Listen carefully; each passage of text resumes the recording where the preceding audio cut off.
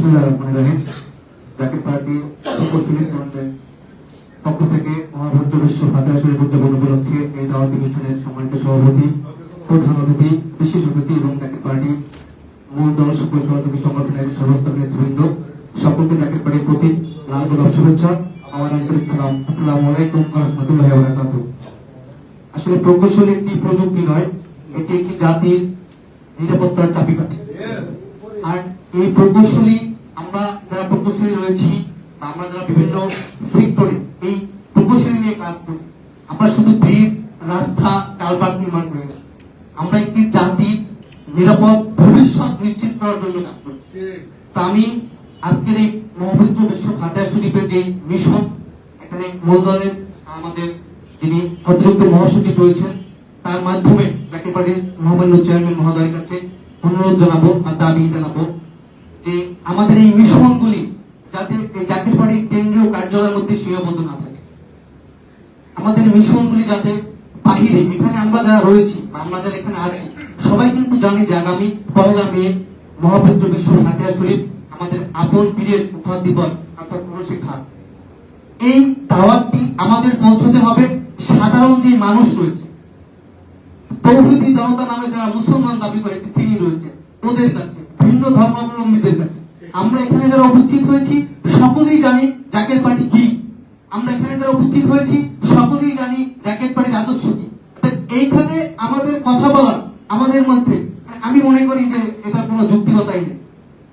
আপনি অতিরিক্ত সিনিয়র মহাসচিব হিসেবে আপনার কাছে দাবি জানাচ্ছি মহামান্য চেয়ারম্যান মহোদয় পবিত্র পাক কদমে এই প্রস্তাবগুলি দেবেন, যাতে আমরা যারা বিভিন্ন সহযোগী সংগঠন রয়েছে, যারা মাঠে কাজ করছি, তাদের এই প্রোগ্রামগুলি যেমন বিগত বছরে আমরা 30 দিন ব্যাপী সারা বাংলাদেশের 5554 বিলিয়নে এবং 12টি মহানগরের প্রত্যেকটি ওয়ার্ডে যে সাংগঠনিক জনসভা করেছিলাম, জাকের পার্টি মানুষ কিন্তু আনুষ্ঠানিকভাবে চিনেছে যে জাকের পার্টি একটি রাজনৈতিক দলও এদেশের মানুষের ভাগ্যের পরিবর্তনের জন্য মাঠে নেমেছে। এই কথা কিন্তু মানুষের মুখ থেকে বের হয়ে যাচ্ছিল। আমি ব্যক্তিগতভাবে এখন সাংবাদিক পেশায় রয়েছি, ঢাকা একটি মিডিয়া হাউসে কাজ করি, সেক্ষেত্রে বিভিন্ন রাজনৈতিক দলের পার্টি অফিসে আমার যাওয়া হয়, তাদের নেতাদের সাথে কথা বলা হয়। আমরা আমাদের এই গণ্ডির মধ্যেই কিন্তু সীমাবদ্ধ থাকি। আমাদের যে আদর্শ, আমাদের যে উদ্দেশ্য, আজ থেকে 1400 বছর পূর্বে যে কারবালার হত্যার প্রতিশোধ নেওয়ার জন্য আমাকে পাদরে জাকের পার্টি হিলফুল হুজুর প্রতিষ্ঠিত করে গিয়েছে। এই যে সত্য বা এই যে জাকের পার্টির উদ্দেশ্য, আদর্শ, এটি মানুষকে বুঝাতে হবে যে আমরা শুধু রাষ্ট্রীয় ক্ষমতায় যাওয়ার জন্য জাকের পার্টি করি না। আমরা রাসূল পাক সাল্লাল্লাহু আলাইহি দৌহিত্রকে যারা কারবালার ময়দানে ইয়াজিদের নেতৃত্বে হত্যা করেছিল, তাদের হত্যার বদলা দেওয়ার জন্য, এবং আমার রাসূল পাক সাল্লাল্লাহু আলাইহি যে অসমাপ্ত ইসলামকে কারবালার ময়দানে ধামাচাপা দেওয়া হয়েছিল, সেই ইসলামকে পূর্ণ জাগ্রত করে জাকের পার্টির মাধ্যমে বিশ্ববাসীকে সেই সত্য হোসাইন ইসলামের দাওয়াত দেওয়ার জন্য আমরা জাকের পার্টি করি।